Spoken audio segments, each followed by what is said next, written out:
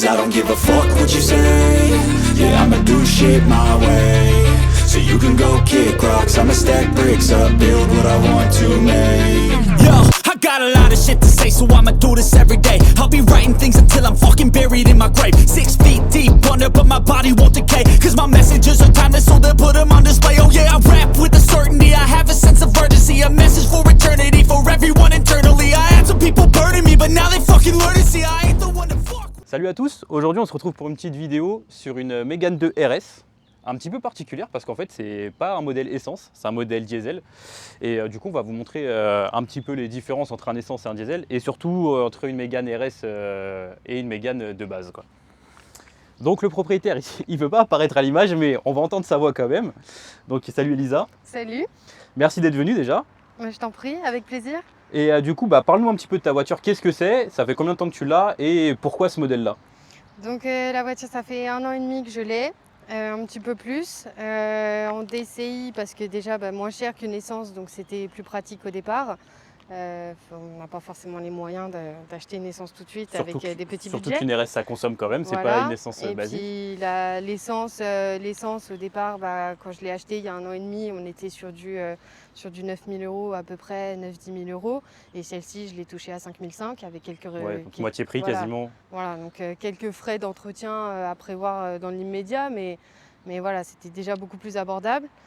Pourquoi Mégane 2 RS? Parce que depuis gamine, rêve de gosse. Voilà, rêve de gosse, 12-13 ans. Comme moi avec ça là, je sais pas si on va voir, mais c'est une 36, ça c'est pareil. Mon père en avait une et du coup je suis tombé dedans quand j'étais petit, comme voilà. Obélix on va dire. C'est ça, moi personne n'en avait, mais je pense que c'est vraiment le genre de modèle où on a le coup de cœur ou pas. C'est une forme quand même assez particulière et je connais beaucoup de gens qui n'aiment pas du tout. Et puis moi j'ai appris à l'aimer, tu vois. Ouais, voilà. Genre jeune, je la détestais. Même jeune, j'étais un peu con, j'étais genre piqué BM, il n'y a que BM qui était bien, le reste c'était un peu de la merde. En grandissant, je me suis rendu compte que toutes les voitures sont bien finalement. Et c'est vrai que le design à la base, j'aimais pas du tout. Quand la Mégane 3 elle est sortie, je trouvais la Mégane 3 beaucoup plus belle que la 2. Et avec le temps, en fait, je préfère la 2. Je la trouve plus racée la 2 en fait. Ouais, elle est carrément atypique en fait. Quand on regarde la série des Mégane, c'est la seule qui ressemble pas aux autres quoi. Et on n'a aucun modèle vraiment qui ressemble avec ces... Puis elle a des lignes tendues. Tu vois, il y a des arêtes un peu partout, si on regarde bien. Par exemple ici, on a un triangle. Là pareil, on a encore une arête. Là on a une arête au milieu du capot. Enfin franchement, ouais, elle est racée. Elle est racée, surtout en RS. Elle est super basse devant.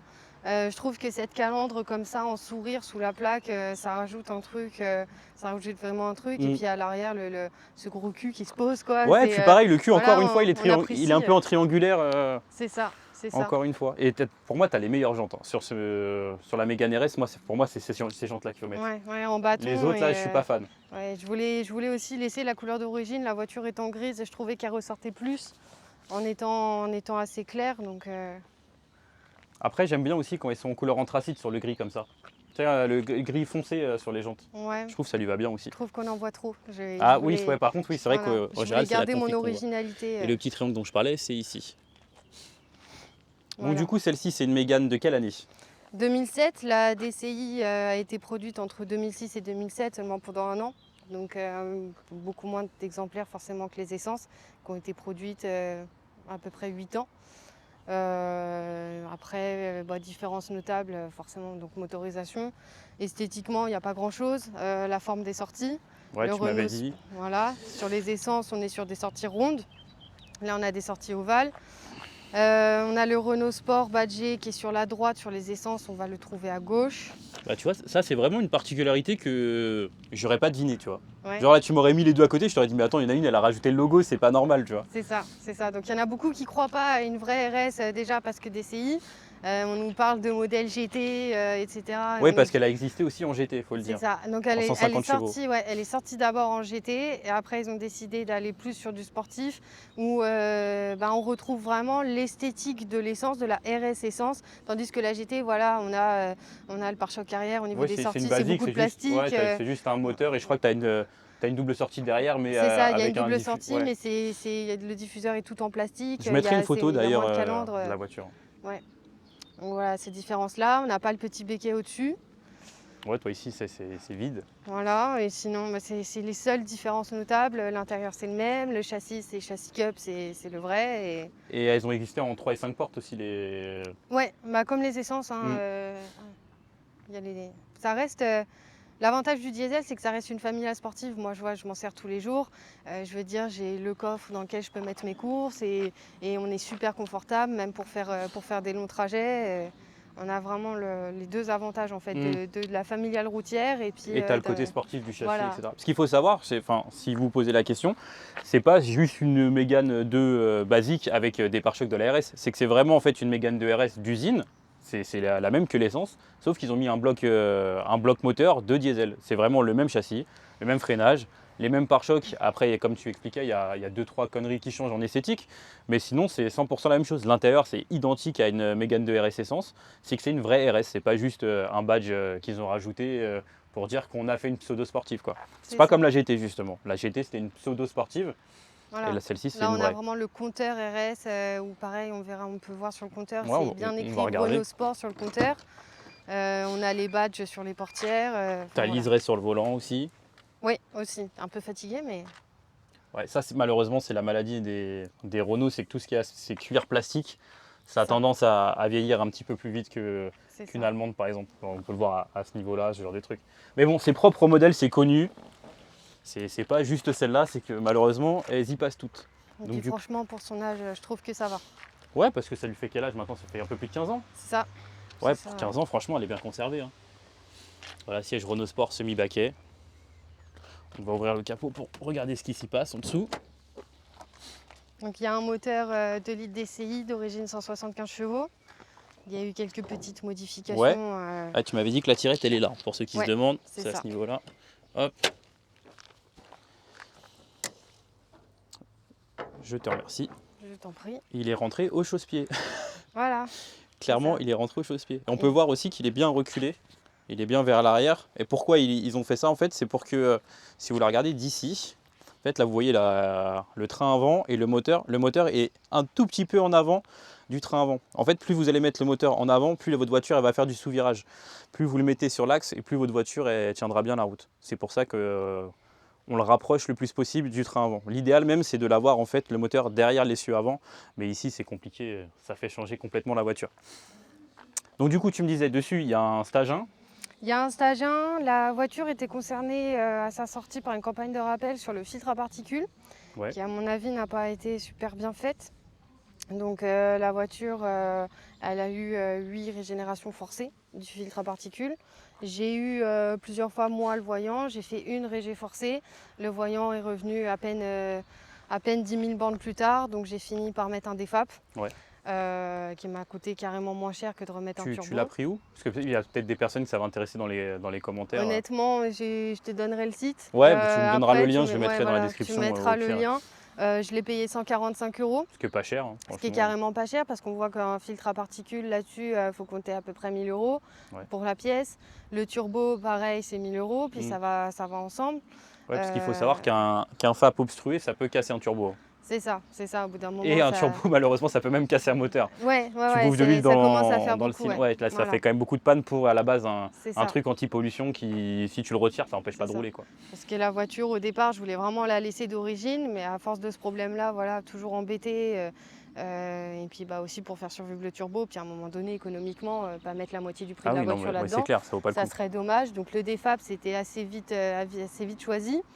Et donc forcément, suite au DFAP, une reprogrammation, donc stage 1 quand même assez généreux. Donc je disais d'origine 175 chevaux, elle est passée à 220 chevaux. En termes de couple, on était d'origine à 360, je suis passée à 426. Ouais, d'origine, c'est à 2000 tours minute que tu as ton couple max. Là, tu sais à peu près à combien tu l'as? 3000, 3002. Ouais, voilà. Un peu plus tard, mais du coup, ça doit la rendre un peu plus. Un peu plus agressif quand même. Ça permet de rester haut dans les tours tout le temps, de pas avoir de coupure. Comme c'est une piste start dans les virages, globalement on reste à 3000, 4000 tours. Ouais. Et puis, du coup, tu perds un petit peu le côté tracteur du diesel où c'est vraiment les bas régimes où ça marche bien et les hauts régimes ça s'étouffe. Là, vraiment, elle est plus pleine. C'est ça, c'est carrément linéaire. On le voit sur la courbe de la reprog, c'est carrément linéaire. C'est vraiment pas mal. Il y a vraiment du jus tout le temps. C'est vraiment sympa. Quel que soit le rapport en fait, auquel je suis, même en 6e, aujourd'hui j'ai besoin de doubler quelqu'un. Ouais, tu doubles en 6e, ça y va tranquille, ouais. quoi. Il n'y a pas de souci. Du coup, le freinage, on a vu que tu as fait une petite peinture perso dessus. Voilà, c'est le côté fille. Ouais, mais qui rend vraiment bien en plus avec le gris, franchement, c'est propre. Ouais, donc et voilà, sur du freinage Brembo d'origine. Tu connais le diamètre du disque? Non? Du Je le mettrai à l'image, je regarderai, je le chercherai. Et de mémoire, c'est du 4 pistons devant et du monopiston derrière. Donc devant, je crois, c'est étrier flottant et derrière, c'est étrier fixe. Corrigez-moi dans les commentaires pour ceux qui connaissent vraiment bien le modèle. Parce que moi, j'avoue que tu me fais découvrir. J'ai toujours aimé cette voiture, mais j'en ai jamais essayé ou même côtoyé plus que ça, quoi. Donc là, tu me fais découvrir quelque chose. Tant mieux. Avec plaisir. J'ai essayé une concurrente. Ouais. La Ford Focus ST, mais diesel, tu sais, mais je crois que c'est la génération d'après toi. Toi, c'était vraiment les toutes premières vraiment sportives diesel qu'ils avaient sorties. Il y avait que je crois, j'ai pas envie de dire des bêtises, mais je crois qu'il y a que le GTD qui est sorti. Ouais, parce que toi, tu m'as dit, c'est quoi, 2007? Ouais, c'est ça, 2007. entre 2006 et 2007. Ouais, je crois que de la même génération, vraiment en sportif qu'ils ont fait en dérivé de diesel, tu as peut-être l'Ibiza Cupra TDI. 160 chevaux, je crois que c'est ces années-là, c'est aux alentours un peu avant 2010, il me semble. C'est ça. Tu dois avoir que ça, ouais. Mais c'est vrai que c'est atypique. Hein. Parce qu'après, ils avaient déjà la GT, mais justement, comme on commençait à faire du sportif diesel, que ça commençait à savoir un petit peu, ils ont voulu vraiment sortir la RS déjà esthétiquement pour marquer le côté sport. Et ils voulaient un petit peu détrôner les autres qui tournaient à 150, 160 chevaux en sortant celle-là à 175. Ouais, c'est clair. Voilà, c'est le bloc qu'il y a dans la GT et initialement que tu as aussi dans les Scénic et dans les Laguna. C'est ça. De ce que j'ai vu. C'est ça, donc 2 litres DCI qui est carrément chez Renault l'un des moteurs les plus fiables.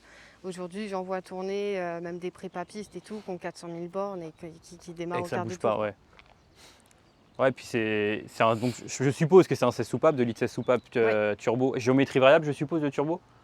Tu sais, ouais, je vérifierai et je marquerai, mais ces années-là, je pense que c'est les turbos à géométrie variable. D'ailleurs, on le voit ici, le turbo, il est juste là. Le downpipe, on le voit aussi. Bon, en vidéo, vous allez rien voir, mais moi, je l'ai vu. Et ouais, par contre, il n'y a vraiment pas de place. Hein. Pour bricoler, ça a l'air d'être un peu la merde. Il n'y a pas de place quand je l'amène à mon garagiste, il dit non, quoi. Il n'a pas envie. Et tu me disais que tu avais envie de modifier un petit peu l'admission parce que c'est vrai que l'admission ça rentre que par ici et c'est vrai que c'est tout petit. Hein. Ouais, c'est ça, on m'a conseillé en fait quand j'ai fait la reprogrammation de mettre un filtre à air sport et d'ouvrir un petit peu la boîte, donc à ce niveau-là. Bon, il y en a qui découpent carrément, moi je vais quand même essayer de faire un truc propre et ils m'ont dit à tester, à prouver au banc plus 5 chevaux. C'est ridicule, mais c'est pour dire quand même l'efficacité du truc. Parce que si je dis pas de conneries, sur les Mégane 3 RS, du coup, en fait, ils ont fait en sorte que l'admission d'air elle soit ici. Tu vois, ils l'ont pris directement sur la baie de pare-brise. Et c'est pour ça qu'au banc, il faut savoir qu'une Mégane 3 RS, tu la passes reprogrammée, capot fermé, elle va sortir dans les 290, un truc comme ça. Tu la passes capot ouvert, elle sort 315. Ah ouais, quand même. Ouais, juste en ouvrant le capot. Ouais. Donc c'est abusé la différence que tu as juste avec l'admission, quoi. Et ce que je vous dis, c'est pas des conneries, parce que je l'ai vu de mes yeux. J'ai un pote qui est préparateur et on l'a fait et les chiffres ça n'a rien à voir. On essayait de passer les 300 chevaux, impossible de passer 300 chevaux. Je crois que c'était un stage 2, c'était pas un stage 1 basique. Et il s'est dit vas-y je vais ouvrir le capot, voir. Et bah ouais en fait c'est l'admission qui fait que sur banc tu sors pas les chevaux quoi. Donc, voilà. Bon bah je te propose d'aller faire un petit tour. Comme ça on voit ce que ça dit. Si vous avez regardé la vidéo jusqu'ici, commentez petit cœur. Un collègue du boulot qui m'a fait ça. Il s'est fait un petit plaisir. Voilà, c'est ça. Elle est chaude. Là, c'est bon, elle est chaude? Elle est chaude. Bah, vas-y, tu peux nous mettre une petite accès jusqu'à 90. Jusqu'à 90? Ouais. Enfin, même après.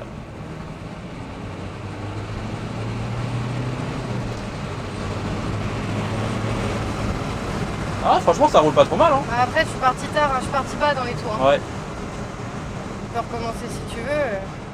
Hop, un petit peu. Attends. On y va? Vas-y.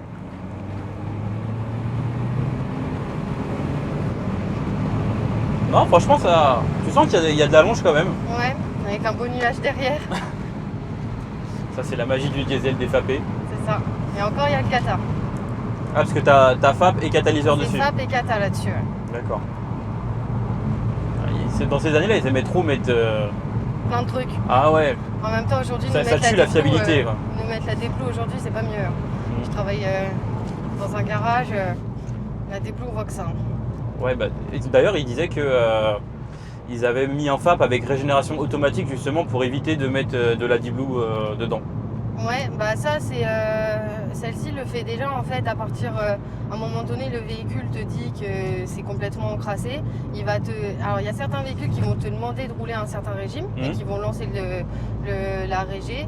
Et quand moi j'avais fait la régé forcée, on m'avait dit il faut que le filtre à particules atteigne entre 800 et 1000 degrés pour commencer à cramer, à régénérer tout ça. Et toi, du coup, quand tu as mis le stage 1 dessus à la conduite, tu as senti une énorme différence ou c'est léger Comment tu as senti le truc? J'ai quand même senti une bonne différence. Après, bah, voilà, je m'en sers tous les jours et je tape pas dedans non plus de fou, mais j'ai quand même senti la différence. Je l'apprécie surtout. Bah, voilà, j'ai pas besoin de rétrograder pour taper l'axel. Ça répond, quoi. Ouais, à l'usage, elle est plus souple, elle est plus cool. C'est ça, ça répond. C'est vrai que le châssis, la voiture prend pas beaucoup de roulis. Tu sens que c'est sain. Ouais. Niveau freinage, je suppose que ça freine vraiment bien. Ça freine pas mal, bah, puis voilà, le freinage il a 1 an.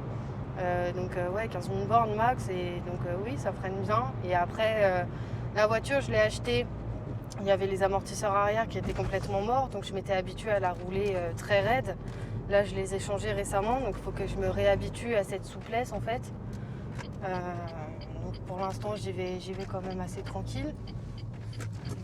Mais de toute façon, t'as tendance à avoir le pied un peu lourd ou c'est plutôt cool? Ok, j'ai ma réponse.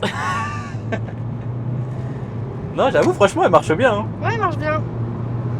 Bah, puis là, on est sur le genre de route, c'est des routes adaptées, quoi. Ouais, c'est là où tu peux te faire plaisir avec ce genre de voiture. C'est ça. La petite route de campagne. Il fait de chaleur, par contre, c'est Je incroyable. n'en peux plus. Ah ouais, tu m'étonnes. Si on peut rouvrir la fenêtre parce que j'ai pas rechargé la clim du tout. Vas-y, pas de soucis. Je suis en nage. Ouais, puis finalement, le moteur est un peu sonore au niveau du turbo à l'extérieur. Tu l'entends quand il y a un mur. C'est ça, on entend un peu le turbo, puis mine de rien, ça reste un gros moteur. Donc même si on n'a pas le ronronnement de l'essence, on entend quand même qu'il y a un gros moteur derrière qui accélère. Quoi, qui mine de rien, un 2 litres, ça commence à être de la grosse cylindrée, surtout que de nos jours, ils en font de moins en moins. Hein. Maintenant, tu as un 1,6 litre, c'est un gros moteur de nos jours. C'est ça. Puis ils sortent du 3 cylindres, enfin ils minimisent. Ouais, le downsizing, il fait pas que du bien malheureusement. Et du coup, en consommation, etc., ça consomme quoi Alors, quand elle était d'origine, j'étais à peu près à 5 litres au 100. Ouais. Et là, même en tapant dedans régulièrement, en gros, je suis à 4 litres 5. Ah oui, donc t'as baissé en conso aussi. Ouais, c'est ça, j'ai baissé en conso, alors que je fais quand même beaucoup de bouchons. J'aime bien être la première qui atteint les 90 quand je sors d'un rond-point. C'est pas pour généraliser, mais en général, les filles, vous avez un peu le pied plus lourd que nous. Je sais pas. Je pense que nous, on a une conduite vraiment genre soit cool, soit en mode on roule ultra vite. Et vous, les filles, vous avez une conduite un petit peu plus nerveuse que nous. Ouais, je vais chercher à apprécier le potentiel de la voiture, mais je fais tellement attention à l'environnement aussi. Enfin voilà, là sur le genre de route sur lequel ça se voit que tu es prudente. Ouais. Voilà, s'il y a une voiture devant, je fais gaffe, je vais taper dedans que si j'ai une bonne visibilité, si je sais que déjà la voiture est chaude et que la route n'est pas grasse. Enfin, je fais vraiment attention à ce genre de trucs. Ne serait-ce que des nids de poules ou des bosses, on est vite surpris. Hein. Ah mais c'est clair, surtout avec les pneus taille basse que tu es en 18. C'est ça, et faut pas croire, mais la voiture est vraiment très basse devant aussi. Et il y a des routes de campagne comme ça où je me suis fait avoir à frotter devant juste parce qu'il y avait une bosse. Ouais, la lame. Qu'il y ait des trous, ouais. La jupe a déjà été refixée plusieurs fois. C'est vrai qu'avec de pare-choc à l'avant, elle est très très basse. Ouais, autant pas à l'arrière, pas du tout. On a même l'impression en fait qu'elle penche en avant. Mais ouais, devant, il y a 10 cm quoi. Ouais, mais je pense que c'est même pas une impression. Hein. En fait, la voiture, je pense qu'elle doit avoir une assiette un petit peu penchée sur l'avant pour que l'arrière, il soit un peu joueur. Parce qu'en fait, une traction efficace sur circuit, c'est une traction avec l'arrière mobile. L'arrière, en fait, quand il sort de la trajectoire, il te permet de récupérer ton train avant. Que normalement, ça, quand tu commences à les emmener, à l'arrière, elle a tendance à beaucoup bouger de l'arrière. Mais c'est normal, c'est qu'elle est conçue comme ça là. Ouais, après je la trouve pas, franchement je trouve que ça va. Elle est pas trop traître.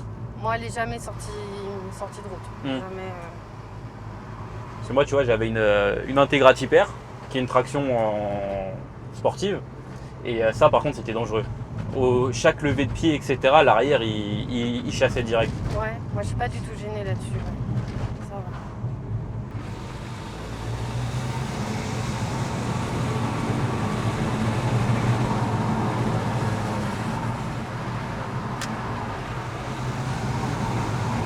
Ah, le moteur est vraiment très souple. Hein. Ouais. En daily, ça doit être sympa quand même. Franchement, c'est bien. Même voilà, sur la route, il y en a un qui commence à me coller au cul un petit peu trop. Je rétrograde et puis j'avance et puis il comprend que ça sert à rien. Ouais. Voilà, il y a besoin de doubler. Je mets pas une demi-heure à réfléchir si je peux y aller ou pas. C'est l'avantage d'avoir une voiture aussi réactive, c'est que je trouve vraiment que ça apporte aussi une certaine sécurité pour avoir conduit des voitures qui avançaient pas du tout. Mais je suis complètement d'accord avec toi. Parce que quand t'as pas de moteur, en fait, il y a des moments où tu vas être bloqué, tu pourras pas te sortir de certaines situations. Alors que quand t'as un moteur, ça te permet de doubler ou de faire une esquive, un truc que tu pourrais pas faire de base. C'est ça.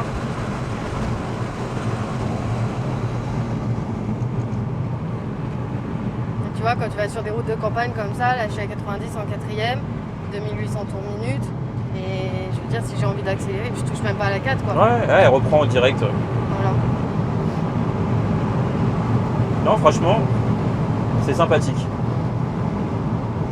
Non, puis elle est vraiment confort. Enfin, pour faire 150 bornes par jour, voilà, ça fait 4 fois que je le dis, mais il faut quand même avoir une voiture confortable, pas avoir des sièges durs comme du béton. D'ailleurs, pendant que tu étais en train de parler, justement, ce que j'étais en train de me dire, c'est que les sièges, t'es bien maintenu, mais ils te font pas mal au dos. C'est ça. On est vraiment sur l'entre-deux, où avec les sièges Recaro, voilà, c'est pas le même confort, c'est pas des sièges de base non plus. On est quand même maintenu. Ouais, non, franchement, c'est une voiture qui est bien conçue. Et limite, maintenant, toi, tu peux mettre des fessées à des RS essence, quoi. Ouais, d'origine. Alors évidemment, ça dépend sur quoi on joue. Mais si on n'est pas sur de la longueur, si on est vraiment sur des petites routes à virage, ça se tenait déjà. Et là, oui, une RS essence d'origine, j'ai beaucoup plus de couple. Hein. J'ai 120 Nm de couple. Ouais, ça commence à faire beaucoup. Parce que les essences d'origine, elles sont à 300. Ouais, je pense que tu as beaucoup plus de dispo moteur qu'une essence. Après, j'avais regardé les performances de base de celle-ci, c'est 8 secondes 3, 0 à 100. En VMAX, je crois que c'est 227 chrono. À vérifier, hein, je mettrai les informations à l'écran, mais il me semble que c'est ça. Et l'essence, je sais pas ce que ça donne. Je sais que tu as 225 chevaux pour 300 Newton, comme tu dis. Celle-ci en poids, je crois, c'est 1 tonne 350. C'est ça. La 2RS, je crois que c'est en essence, ça doit être quasiment la même chose. Hein. Peut-être un chouïa plus léger, parce que le bloc diesel en général c'est un peu plus lourd. C'est ça, parce qu'en fait tout est exactement pareil, il n'y a vraiment que le bloc qui change. Donc. Et du coup, s'il y a des choses que tu devrais, que tu voudrais modifier sur la voiture, qu'est-ce que ça serait? Pas forcément en termes de performance, vraiment genre tu trouves que c'est un défaut sur la voiture, tu aurais aimé que ça soit différent? Franchement rien, parce que c'est vraiment une voiture coup de cœur. Sur la performance, je vais juste faire le filtre à air. Et puis après, l'esthétique, voilà, c'est des conneries, c'est les plastiques. Ouais, c'est restaurer un peu les trucs qui ont vieilli, quoi. Voilà, c'est ça. Ok. Et sinon, point fort, point faible de la voiture, tu dirais quoi? Fiabilité en point fort ou point faible? Fiabilité, franchement, fiabilité moteur, en DCI comme ça, 2 litres, je veux dire, j'ai aucune inquiétude. C'est vraiment fiabilité point fort. Point faible, je ne saurais pas dire. Ouais, peut-être la qualité des plastiques. Ouais, voilà, c'est ça, parce que je suis vraiment trop amoureuse de cette caisse pour lui trouver des défauts. Points faibles. Ouais, je peux comprendre. De toute façon, ça se voit que tu l'aimes ta voiture. Ouais. Et c'est bien. Enfin, moi, je trouve ça cool qu'il y ait des gens encore qui aiment vraiment l'automobile, tu vois. S'il y en a beaucoup, c'est la performance, ils s'en foutent un peu de ce qu'ils conduisent. C'est en gros, moi, je veux juste avoir la meilleure que tout le monde. Ouais, c'est ça. Moi, je suis vraiment sur le modèle, enfin, je sais pas, je vais passer pour une folle, mais il y a une relation. Oui, non, mais tu passes pas. Moi, je comprends tout à fait. Parce que tu vois, moi, j'ai une. On l'a vu déjà sur la chaîne si vous allez regarder. Et j'ai une 36, ça fait 9 ou 10 ans que je l'ai. Bientôt 10 ans que je l'ai. Et vu que j'ai tout modifié sur ma voiture, etc. Enfin, vraiment, c'est mon bébé, tu vois. Je me vois pas vivre sans ma voiture. Même si je roule pas forcément avec souvent, mais le fait de savoir qu'elle est là, enfin, elle fait partie de mon histoire, tu vois. Je me vois pas me dire que moi, j'ai pas cette voiture-là. Ouais, c'est ça. Puis le nombre de fois, enfin voilà, j'ai fini mes trajets d'habitude et je suis toute seule et je roule avec personne. Mais je prends ma voiture et en fait, je me trouve des petites routes de campagne et sans forcément taper de temps, juste le plaisir Le plaisir de d'être au rouler. volant. Ouais, plaisir Voilà, de rouler. c'est ça. T'apprécies le moment. Et ça, je comprends. C'est un peu ce que j'ai en ce moment avec celle-là, du coup. C'est que c'est pas un gros moteur, celle-ci, c'est un 2 litres. Mais en fait, je la roule, je la cruise, tu vois. Je la roule tranquille et tout. Et en fait, je prends du plaisir à ça. Alors qu'il y a peut-être, je sais pas, peut-être 3-4 ans de ça, si une voiture elle marchait pas fort, etc., je disais ouais non, j'achète pas, c'est de la merde, machin. Et maintenant, ouais, juste rouler tranquille, j'aime quoi. Je prends du plaisir à ça. Bon, en tout cas, merci beaucoup. Bah, je t'en prie, avec Tu grand veux, plaisir. tu veux partager des réseaux, quelque chose? Bah, ouais, mais mon Insta. Sur ton en Insta, je le description, mettrai, c'est tout. je mettrai l'Insta et Ouais. puis. Bon, y a que ça, hein, de toute façon. Ouais, ça marche. Bon, en tout cas, merci beaucoup, c'était Je t'en sympa. prie. C'était avec plaisir. Puis abonnez-vous et partagez la vidéo si elle vous a plu. Moi, ça me fera plaisir et puis ça m'aidera à faire grandir la chaîne. Salut!